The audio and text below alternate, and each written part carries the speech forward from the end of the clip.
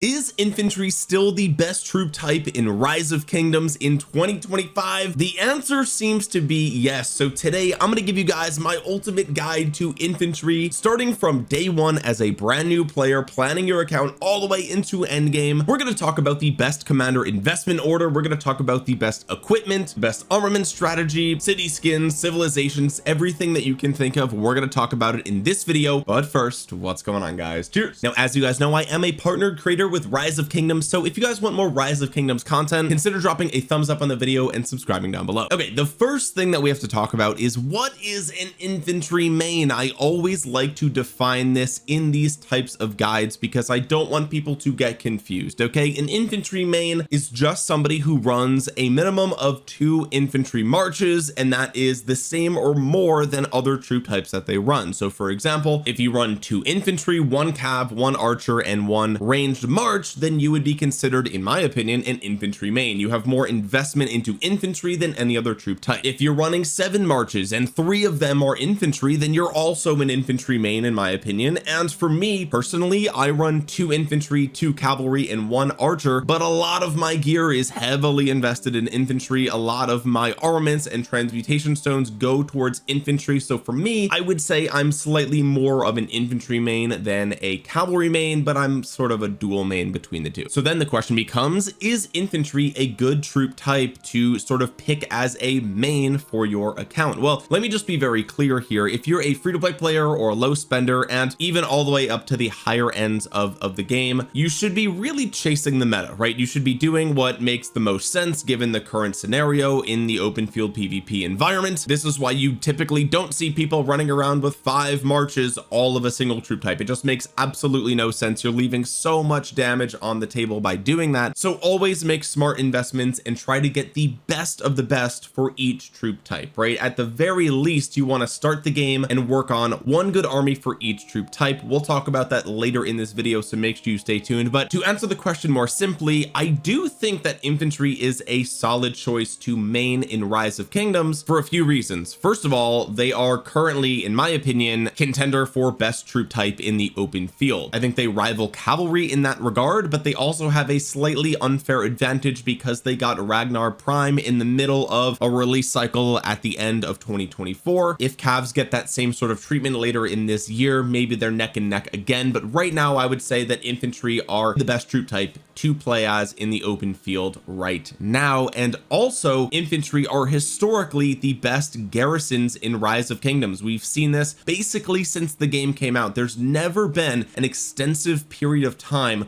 where another troop type was consistently outperforming infantry in the garrison. This goes as far back as Constantine with Martel, when Attila Takeda was the dominant rally in the game. Okay, so that's 2 aspects of PvP that infantry currently dominate. But I would also argue, and this is a little bit of a warning to you, okay, prior to Liu Che's release, infantry was arguably the worst troop type for the first like 4 years of Rise of Kingdoms, right? So I know that if you join the game a year and a half ago, it might seem like infantry have been dominant for so long, but the truth is that infantry have only been dominant for a very small amount of the Rise of Kingdoms lifespan. Okay, trust me, I was there a month after the game dropped. I've been playing ever since. I remember the meta. Okay, yes, Alex was great when he first came out, but historically the open field meta has typically been in favor of cavalry because they're faster, and sometimes it shifts a little bit more towards archers because they've always had massive 5 target AoE. It just so happens to be the case that right now infantry are outperforming them. So quick warning, okay, just because infantry are the best open field troop type in my opinion right now, that does not mean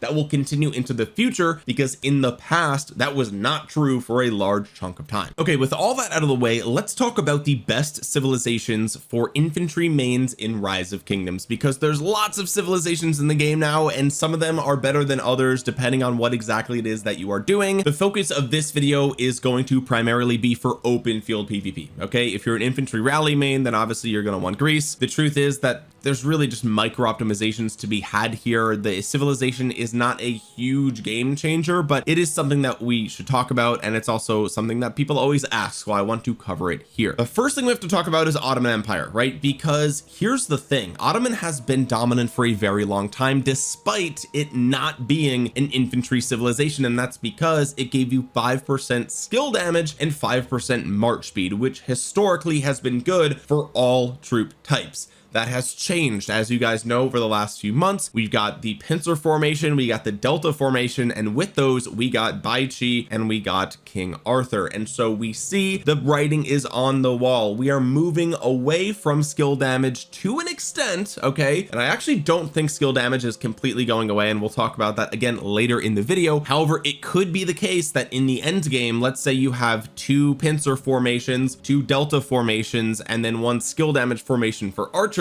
Well, all of a sudden Ottoman Empire sucks, right? It only is buffing the skill damage bonus for 1 of your 5 armies. The march speed is nice, but you can get march speed elsewhere. So right now, at the time of recording this, I do still think Ottoman Empire is a great choice for infantry, because first of all, if you're running 2 infantry marches, then 1 of them is going to be skill damage. If you're running 2 cavalry marches, 1 of them is going to be skill damage. And if you're running 2 archer marches, both of them are probably going to be skill damage, right? And so no matter how you cut it, you're probably going to be running at least 3 skill damage armies in the open field, which that is probably, it's still probably worth it to get Ottoman Empire if a majority of your armies are skill damage. However, again, that is not going to be the case moving forward, most likely. So what do we do in the event that we move farther and farther away from skill damage? And the truth is, you go back to old reliable. Okay, I used to run France as my open field civilization back when I was like VIP 16 or 17. I just loved the fact that it was an infantry special unit with, by the way, the highest health in the game. Okay, at least for infantry. The health bonus here is also universal. It goes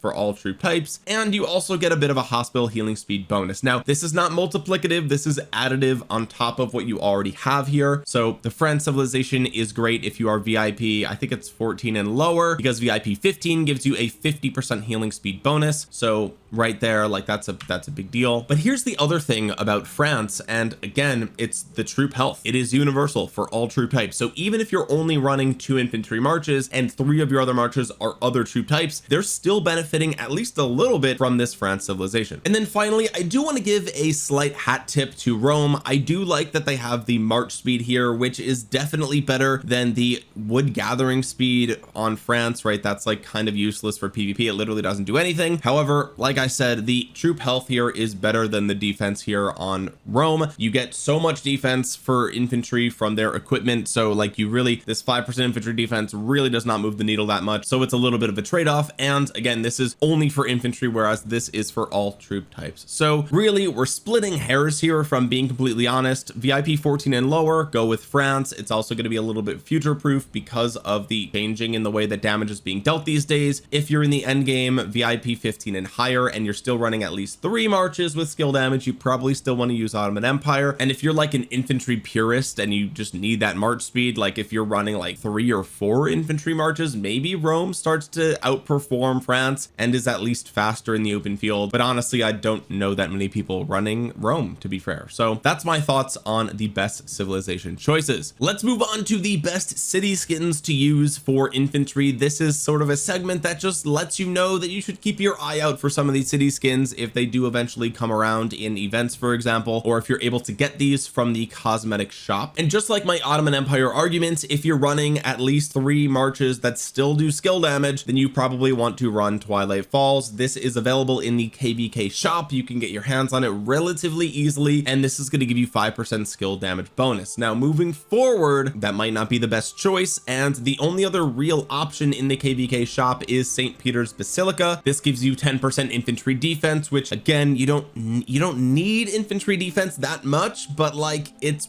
the only 10% city skin that you can really guaranteed get your hands on these days, because everything beyond that is a zenith of power power city skin or is obtained in some other weird way, like the 2024 Global Champions Grand Prix city theme. Okay, very few players have this. If you have neither of those city skins, then you're going to want to go ahead and just grab an epic city skin that gives you some amount of infantry health. Okay, so All Kingdom Carnival is a great choice. The White Tower is another great option. The classic gingerbread house, which people used for a long time, myself included, or Temple of Vishnu, or the Cupid's Arrow. Okay, now let's jump into the KVK1 commander investments. Okay, these are going to be the commanders that you primarily use as expected in KVK1, and this is very simple. If you are a free-to-play player or a low spender, really the only thing that you should be looking at in KVK1 is a combination of Sun Tzu as the primary with Ethelfled as the secondary. This is like a tried and true combination. It is a double AoE pair. The benefit of Sun Tzu is that he gives you an extra skill damage. It's a 5 target fan shape. You have a rage engine here. You have some all damage taken reduction, some extra health. Pairing that with Ethelfled, who also has a 5 target AoE and a solid debuff by KVK1's standards. You've got an army that takes a little bit less counterattack damage, so it's a little tiny bit extra tanky there, but really you're just using this as an AoE machine. Okay, that's really all that this is. It's going to be the cheapest and easiest army to use for KVK1. It's reliable. Yes, it's going to be a little bit slow, but that's kind of what you have to deal with in KVK1 unless you're going to be some sort of whale. Okay, if you are going to be a whale, then I think there's a great opportunity here to go for something like Pyrrhus with Martel, or even Pyrrhus with somebody like Sun Tzu, or Pyrrhus with somebody like YSG even. Luckily, making investments in commanders like Pyrrhus or like Charles Martel in the early game is no longer a massive disadvantage to you as a player, because you can always swap them away later down the line, and we will talk about that in this video. But as a free-to-play player or low spender, these are not the places to be using your legendary commander sculptures. We'll talk about that in just a minute. I would say just stick to the tried and true Sun Tzu with Ethelfled. I have yet to see compelling arguments to suggest a better infantry march in the early game. If you're going to be filling this army entirely with infantry, which is what I would suspect you would be doing, you would run this specific talent build. This gets 5 points into feral nature. This combined with rejuvenate is going to help you cast your active skills as often as possible. On top of that, you get some extra bonuses to skill damage here, and you mitigate some that you take in the form of heraldic shield. More bonuses here over in clarity. In the infantry tree, you only grab a couple of things, mainly the health up here. You get some of the march speed over here as well, which, like I said, you really do need for this march because it's so slow. KVK1 is dominated by like the Vibars and Belisariuses and the Minamotos and the Cao Caos, so you definitely want as much march speed as you can get here. And then you actually put 1 point into Snare of Thorns. Now you only want to grab this, okay, listen very close, you only want to get this if your Ethelfled is expertised, okay, because she says that she deals 20% more damage to enemies that have been slowed. Grabbing Snare of Thorns gives you another way to slow down the enemies to benefit from Ethelfled's expertise. If you don't have the expertise Ethelfled, do not get these points in attack, do not get this point Snare of Thorns. Take those 3 points, put one of them into the health here and the other 2 into your defense. That's going to be the better play overall. With that out of the way, let's talk about the first legendary commander that you should be investing your universal legendary commander sculptures into, and that is going to be Richard the First. And that is not because he is an infantry commander. I know that this is an infantry guide. You might think, oh, here's an infantry legendary, I could finally invest in him. No, that is not why you're investing in Richard. In fact, the only thing you're going to do with Richard the First is max his first skill. Okay, get this skill to 5, then go ahead and unlock the other 4 skills, leave them at 1, and you're pretty much done with Richard forever. The reason that you're doing this in the early game is because the healing factor here on Richard is very nice for open field PvE, not PvP, PvE. So this is going to help you in events. It's going to help you with chaining barbarians. It's going to help you with Sunset Canyon. It's going to help you with basically any event where you're dealing damage to barbarians. You're going to benefit from having some sort of tank here. Okay, it's going to help you in early Karak ceremonies when you want to tank with a march. Like, Richard is that guy. Okay, don't use him in PvP. You're going to be severely disappointed. He's going to fill your hospital very quick. He does not deal basically any amount of damage. Okay, it's actually quite disappointing how little his damage output is, but you want to get him to 5. Now, of course, you get him from the Wheel of Fortune, right? You get him from the Wheel of Fortune. He's the first like new wheel commander that comes around. Spin that wheel to at least 10, right? If you spin it to 10, you're going to get 5 sculptures of him guaranteed. Hopefully you get 5 other sculptures of him during those spins, but you want to at least summon him from the Wheel of Fortune. Okay, summon Richard the First, get that first skill to 5, and then you are good to go. The next commander that comes around on the Wheel of Fortune is Seong-Gye, and the age-old question is, should you be expertising Seong-Gye, right? And it's a little bit tricky as of the latest updates. Okay, here's the thing. Once the commander swap event came into the game, my answer was yes. Chuck, everybody should get Seong-Gye. Obviously, no brainer. Circular AoE, 5 targets, 50% skill damage bonus. You have a rage engine, like get him. It doesn't matter. He's gonna pop off, especially in KVK2, and you'll be able to swap him for something better. No question, get Seong-Gye. However, the devs have made it a little bit harder to justify. Okay, and the reason for that is they actually have changed commanders like Cheok and commanders like Bertrand in KVK2. I can't show you here on screen because they haven't changed them in game yet. However, they did actually show off what these changes will be over on Discord. Okay, and assuming that you can only expertise 2 commanders going into KVK2, right, you know, all of pre-KVK, KVK1, and then going into KVK2, if you're really grinding, doing all the events and you're doing everything possible, maybe you can expertise 2 commanders, or at the very least you'll have 1 expertise and some extra sculptures left over, right? So who do you invest them in? Well, if you get Seong-Gye, then you still have 2 other commanders you might consider getting as an infantry main. There is Alexander the Great, and now there is Cheok, and Cheok is going to be a smite commander. And so the question is, you know, if you're building these armies in the early game, are you going to rather run the Alexander the Great with Seong-Gye, or would you rather run the Cheok with Alexander the Great? Those are the questions that I'm thinking for myself, and truthfully, I do not know the answer. As a knee-jerk reaction, I would say Alex YSG is probably going to still outperform strictly because the AoE damage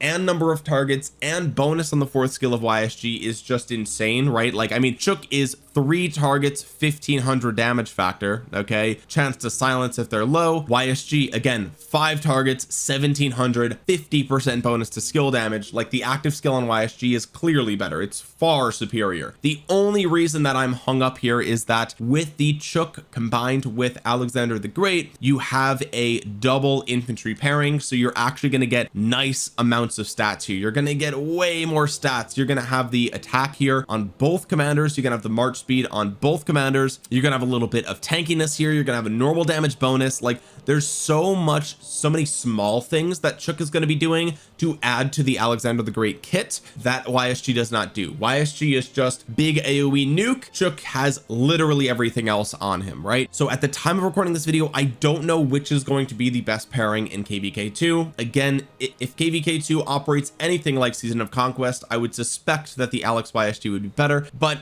I just don't know. I haven't played KVK2 in years, and I could easily see a world where the Cheok Alexander the Great is the better pairing for KVK2 moving forward. That being said, however, okay, that is not the only thing that YSG is good at. YSG is really good, one of the best commanders in the game, for chaining barbarians or chaining marauders, right? These are things that free-to-play players and low spenders love to do to get value out of their commander investments, and the circular AoE on YSG is undefeated, right? So not only is he good in PvP, he's also good in PvE, and you can get back some of the value from YSG. You can extract that value and then swap him away to somebody else, right? That's kind of how I'm thinking about this. It's also worth noting that there was some weird text in the reveal for Cheok and Bertrand saying that they won't be swappable. I think what they meant is you can't swap to them rather than swap away from them. I do think you'll be able to swap away Cheok, Bertrand, and Takeda and Cyrus, right? But, you know, I just want to add that caveat there. If you can't swap this commander for something else, then he's garbage, right? Like, it's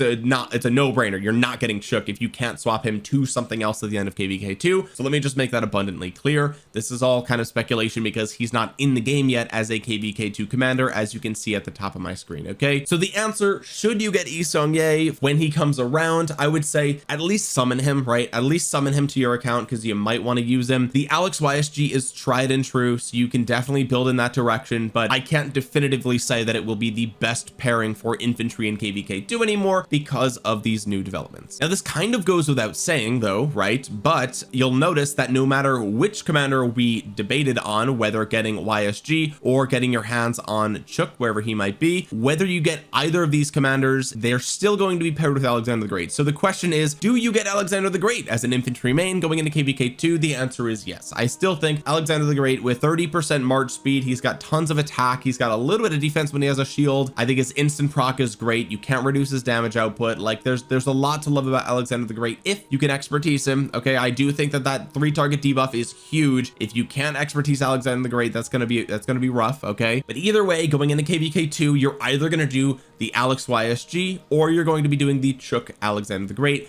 Either way, you want Alexander the Great. That's going to be a, no pun intended, great investment for your account. Okay, so up until this point, you've made a few commander investments, right? You have the 5111 Richard, you have either YSG or Cheok, and you have Alexander the Great. I would say if you can only expertise one of them, then it would either be the Alex or the YSG. Cheok is at the bottom of the list there, mainly because even at 5511, you're getting a lot of his value for kvk2, right? You're getting the AoE, you're getting the march speed, you're getting the attack. That's a lot of what you would want. But either way, no matter which direction you chose to go, at the end of kvk2, you're going to be faced with a really good question. Who should you swap for at the end of kvk2? Now, if you guys don't know, the commander swap event is a once per account event. Okay, the developers made that very clear when this came out. This happens at the end of kvk2. It only comes around once, and if you miss it, you miss it. Okay, essentially what the commander swap event is it allows you to take your older commanders from kvk 1 and 2, and you can literally just convert them into another commander, a legendary commander in season 3 or later. Okay, we're talking about end game meta viable super powerful commanders that you want to use in the end game, right? And as you guys might expect, like we said earlier, older commanders like Richard, older commanders like Caesar, like these commanders, even though they're legendary, they're absolutely horrible in the end game for PvP. And that's the purpose of the swap event. It's to help get new players get their hands on some of these late game end game PvP commanders, so that way they have a fighting chance in Season of Conquest or season 3 and later. So with that being said, what should your priorities be for this commander swap event? Well, first thing is first, you can't just get any commander that you want here. Okay, you do have to at least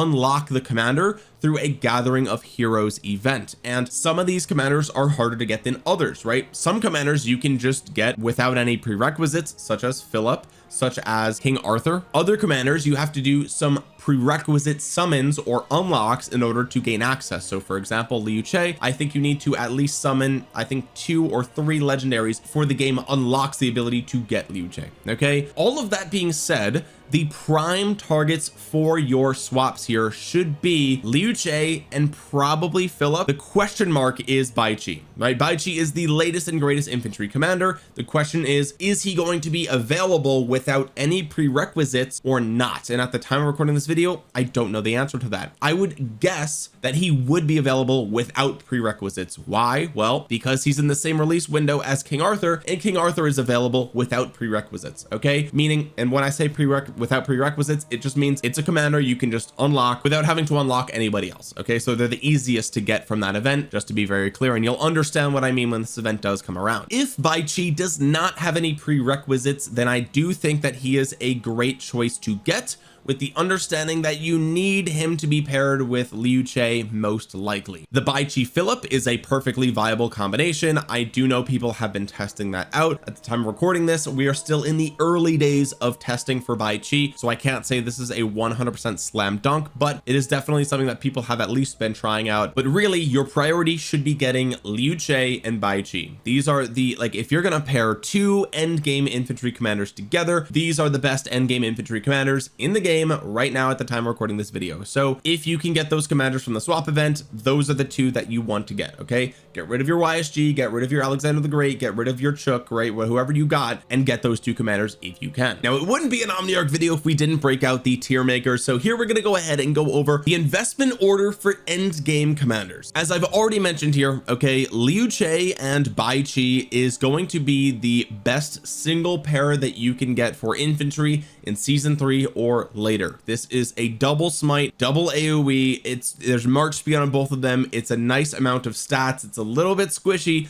but it does a lot of what you really want in the end game. It's just massive amounts of kills. It's just damage output, damage output, damage output. That's pretty much it. Okay, between these 2 commanders, Liu Che is the priority in my opinion. I do think that Liu Che is a better complete package as a single commander in Rise of Kingdoms than Bai Chi. Yes, Bai Chi has a higher damage factor. Yes, it is a half circle AoE, but if you look at the stat breakdown, if you look at everything else on the kit, the malice stacks, they stack really slow on Bai Chi. I think Liu Che with his expertise is an overall slightly better complete package of a commander in Rise of Kingdoms. So of the two, focus getting Liu Che expertise first. Bai Chi can be used at 5511 or 5515 ideally. Of course, any commander at expertise is going to be better than anything else, so eventually you'd like to have this a fully expertise pair, but that's going to be your first investment. Now the second commander pairing that you should be going for here involves King Arthur, which means we're going to be talking about a cavalry pairing here, right? And why is that? Well, as I said before at the beginning of this video, you should mainly be chasing the meta,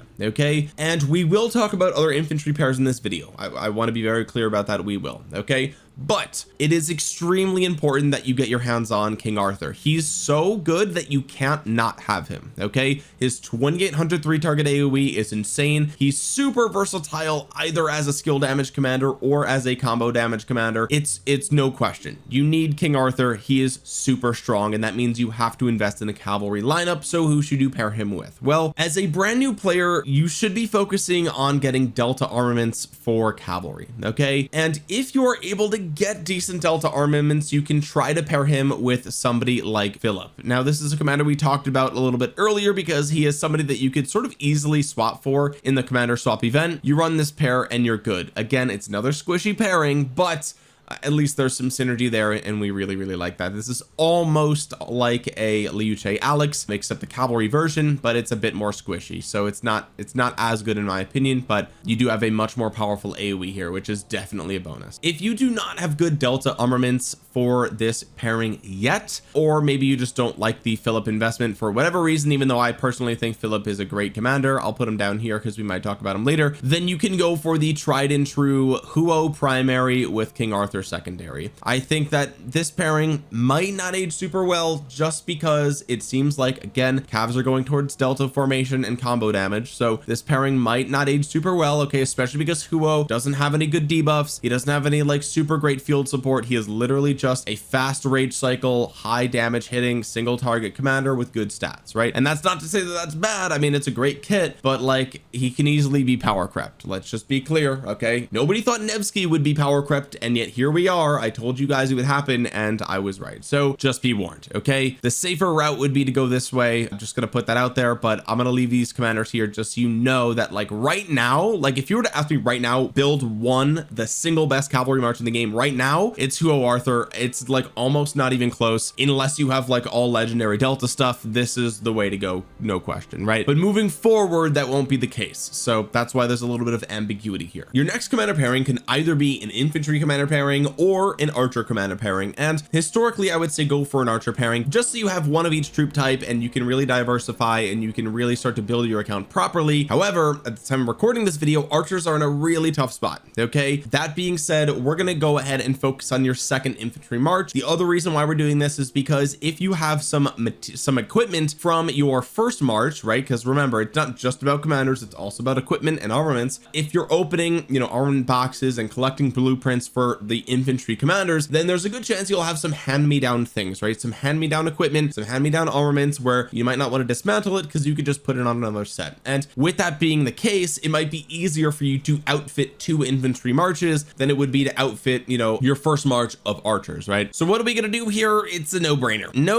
We're gonna go ahead and do the Ragnar with CPO. This is another double AoE pairing here, this time focused on skill damage, but now we have 2 infantry marches. Both are double AoE. Kind of insane, right? Kind of insane. I do think that of these 2 commanders, the Ragnar is slower but hits a little bit harder. The CPO doesn't hit as hard, but he's a little bit faster and he has a really nice debuff. So personally, I like CPO a little bit better. Maybe I'm biased. I like him a little bit better. At expertise, I think that Ragnar is better, but like for example 5551 CPO is actually a pretty good spot. You really don't even need an expertise CPO these days, if I'm being honest, because he is kind of so old that it might not be worth the the final 310 sculptures, but the expertise on Ragnar Prime is quite strong. And if you do ever play the King of All Britain KVK, you can use him as any troop type, right? You could use him as an archer commander, you can use him wherever you want, and that's a huge plus to Ragnar Prime, so always keep that in mind. With that being said, your fourth commander pairing should definitely be an archer commander pairing, and we can't really talk about archers without talking about the strongest one right now, which is Jun-gyeong. There are going to be new archer commanders coming out over the next couple of months, and so this will probably change. Archers are going to be the one that changes the most over the next couple of months because they are due for a new release. And you've got two routes here. Okay, first of all, if you got the Philip in the swap event, you just put him here, right? You just do that and boom, you're pretty much done, right? Like that's the way that you're going to go. Easy peasy lemon squeezy, you're Gucci, right? That's it. If you really want to use your Philip with your Arthur or whatever the case might be, you don't have Philip, whatever, then that's fine. You can go ahead and grab your Armament Prime, put him at 5551. He's good to go. You don't have to expertise him, especially because the future of archers is up in the air, right?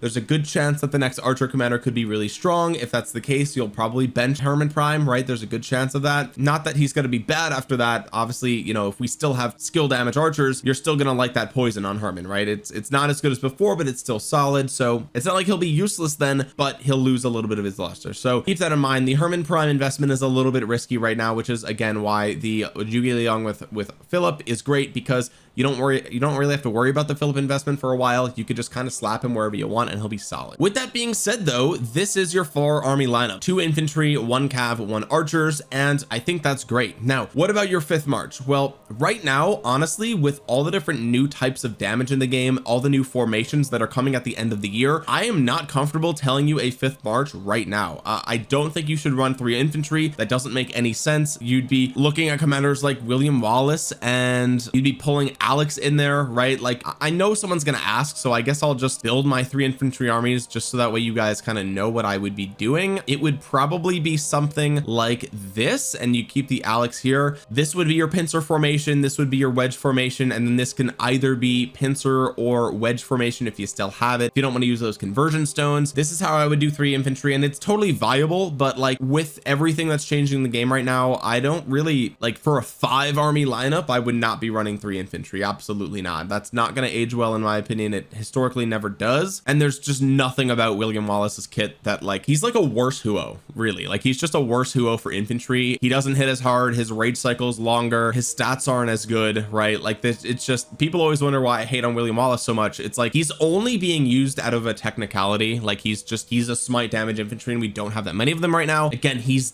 solid right now, especially with pincer formation, but I'm gonna steer you guys away from that. I don't think he's gonna age well. There's no debuff there, right? Like what are we talking about? So I'm gonna leave you guys with this as a 4 army lineup for right now. Moving forward, you know, you could either branch out into a 2nd cavalry march or a 2nd archer march. Right now calves are in a better spot, so I would lean you in that direction, and historically they've been very good in the open field, so again I will emphasize that point at least. But for now, your 5th army can be used to join rallies and garrisons. It can be used to grab runes on the map. There's lots of things that you can do with that 5th army that don't necessarily have to be open field fighting. And also just keep in mind, you know, running a 5th march means that you need a 5th set of gear, a 5th set of armaments, a 5th set of everything, right? So keep that in mind. It's very expensive, and then you need all the resources to field 5 marches, right? Especially if it's all tier 5, that's very expensive. So this is a great stopping point for right now. Next, let's quickly go over the investment order for your equipment here for infantry, and you'll notice at the top of the screen, this is actually an entire video. It's a 25-minute video that I made a few months ago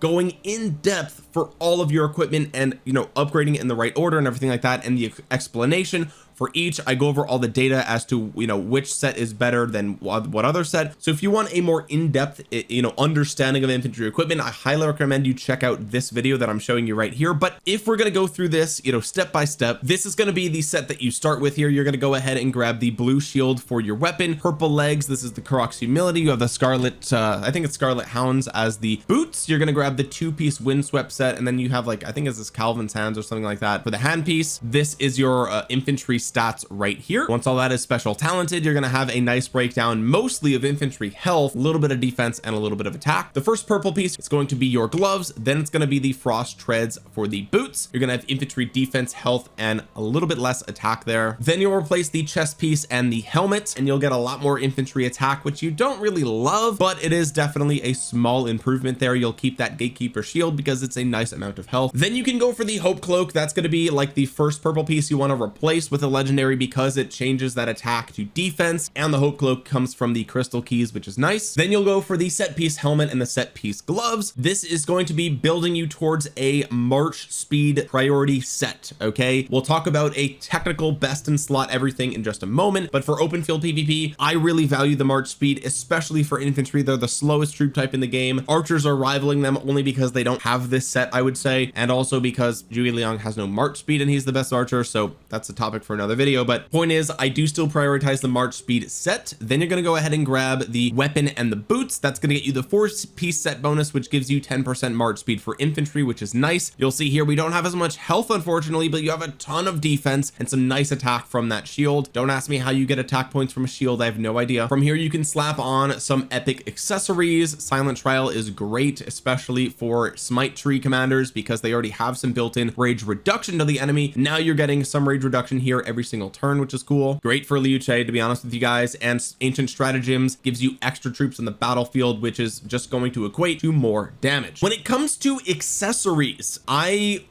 we just found out from the Rise of Kingdoms that there's going to be a new smite damage accessory coming to the game. They didn't tell us what it does, so I don't know what the best accessory is going to be. But for your Liu Che with your Bai Chi as the primary, Bai Chi, Liu Che in that order, you're probably going to want that accessory. I don't know what it is at the time of recording this, but I would be willing to bet that it's going to take the slot of something here. Okay, it probably will replace the ring, honestly, because you get just the rage here from the horn is just, you want to cast your active skills as much as possible. Like the Liu Che Bai Chi, it just, the active skills are so good that you just absolutely want to always have maximum rage every single turn. So that's my guess is you would put that new accessory here and then have the horn. That's my guess. I can't say for sure though without knowing what it is. But the good news is that historically your legendary accessories are the last pieces you're going to invest in anyway, because they are, I mean, they don't give you any stats, right? There's just a chance of something happening in the battlefield, and you really want the guaranteed things, right? You want the guaranteed stats. A lot of the other players are going to have more stats than you anyway, right? So you need to catch up to them. You need all the stats that you can get, which is why I always say that accessories are pretty much the last thing you should go for. They don't move the needle as much as people like to say that they do. I think there's a lot of hype around the accessories because they are unique and you can sort of test them out and, you know, try different things. And at the very end game in Season of Conquest and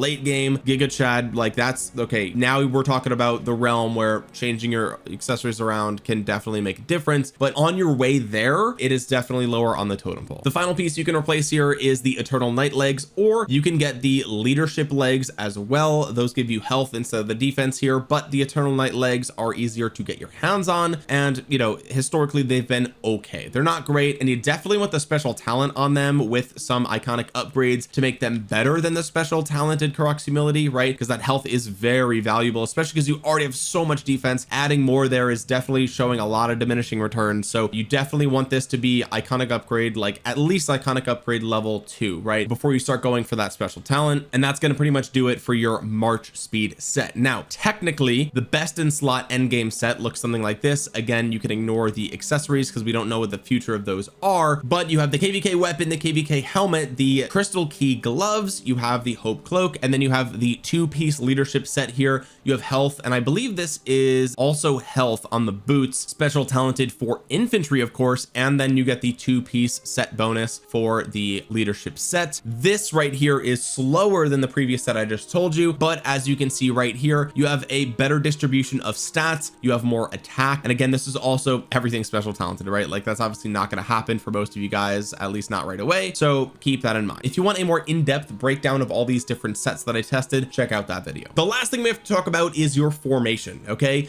And for infantry players, especially brand new players, you should be focusing on the pincer formation. This is arguably, and it's barely argued, the best formation in Rise of Kingdoms at the time of recording this video. 10% more smite damage on top of all the things that you can do with these legendary inscriptions here, or I should say special inscriptions is what they're technically called right here, but so good, so freaking good. Toppler you can get from the KVK shop as long as you get your Autarch, and it's such a good special inscription that you could get very easily. Airtight is also very solid, and you can get that guaranteed eventually from the superior armament shop here. You get 8 of these shards, and then you go ahead and just grab airtight. That's how I got mine, and that is a good way to go. Old players, if you're only running 2 marches for infantry, then you can keep one of them as a wedge set, as I've done here. I don't think that infantry is necessarily going to drop their skill damage, at least within the next year, because we do know the devs have confirmed that we are getting more skill, at least one new skill damage formation, probably near the end of this year of 2025, right? So that means it's probably going to be slightly better than the wedge formation. That's my assumption. I suspect it will be 10% skill damage, but who knows, right? There's no way to tell. That would put it on par at least with Pincer and with Delta in terms of like just flat damage, right? But we really have no idea, right? So if that's the case, then I would say use wedge for now if you already have it, and then use your conversion stones later to get that new skill damage formation. That's going to be my strategy personally, and only if you're running 3 infantry marches. So we're talking about the Giga Chad Mega Whales, okay? The people that are spending a lot of money on this game, super strong players, some of the best in the kingdom. You're maybe a rally garrison leader. If you're running 3 infantry marches, then I would say you probably are safe to go for 2 pincer marches and 1 wedge formation, okay? And that wedge is of course going to be converted over later in the year to whatever the new skill damage is, but 2 pincer seems to be a safe bet because of just how strong pincer is. I mean, smite is what we focus on here as infantry. Now I do think, and this might be a hot take, I do think we're going to see more skill damage infantry, right? I think that they're going to come out in a much less frequent manner than smite damage, right? Just in the same way as we saw, you know, Gorgo came out, she was smite. Liu Che came out, he was smite. We had William Wallace come out, he was smite. We had CPO Emilianos come out, he was smite. And then boom, Ragnar Prime, skill damage, right out of nowhere. And I think that that just goes to show that like we kind of thought we knew what to expect, and then we were proven wrong. In the same vein as that, there is literally no reason to assume why the devs won't just randomly drop another skill damage infantry later down the line, especially when we start to see new formations that specialize in skill damage. Now again, I want to be very clear here, most of the infantry commanders moving forward, in my opinion, will probably be smite damage, right? That seems to be the route that we're going down for infantry. We've got lots of months worth of data on that and multiple commander release cycles to prove it, right? So like that just is it's a no-brainer. It's also worth noting that the devs did announce that there will be more smite damage formations coming out in the future. So pincer is not the end, okay? As strong as pincer is, we know in the future we will see more smite damage formations. Now we don't know if it's going to be stronger than pincer. We don't know if it's going to be for open field or for rally garrison. There's no way to know until that comes out, but I just want to set you guys up for success here and set your expectations appropriately. Finally, when it comes to re-rolling your stats, the latest update coming to Rise of Kingdoms will give you a pity system to guarantee that you get some decent stats and some stats for the troop type that you care about. That's a really nice quality of life change. But just so you guys are aware, if a stat is less than 2.5%, it is worth re-rolling. That has been my strategy. Lots of people have been doing that strategy, and that's because mathematically that is kind of the cutoff point for when you're more likely to get an upgrade versus not, like a downgrade, right? If you have a 3% here, then you're probably better off using those transmutation stones somewhere else because they're very rare, they're in limited supply, and the probability that you get something higher than a 3% is quite low, whereas somewhere else, you know, you could swap out a 2.1% and have a pretty good chance of getting something better. Anyway guys, if you made it all the way to the end of this video, you are a literal goat, okay? Thank you guys so much for making it all the way to the end, and hopefully you will drop a thumbs up on the video. It genuinely helps out the channel a ton, way more than you probably think. It pushes this video out into the algorithm, tells YouTube that you enjoyed it, and it helps it recommend it to other people who play Rise of Kingdoms. So consider dropping a thumbs up down below, subscribe to the channel if you're new here and you want to see more Rise of Kingdoms content, and click that bell if you don't want to miss any more Rise of Kingdoms videos. And comment down below your thoughts on infantry right now. Do you think that they're worth being your main troop type? Do you agree or disagree with some of the things that we talked about in this video? Let me know in the comment section down below. And with that being said, guys, thank you so much for watching. This has been Omniarch. I will talk to you guys again soon. Peace.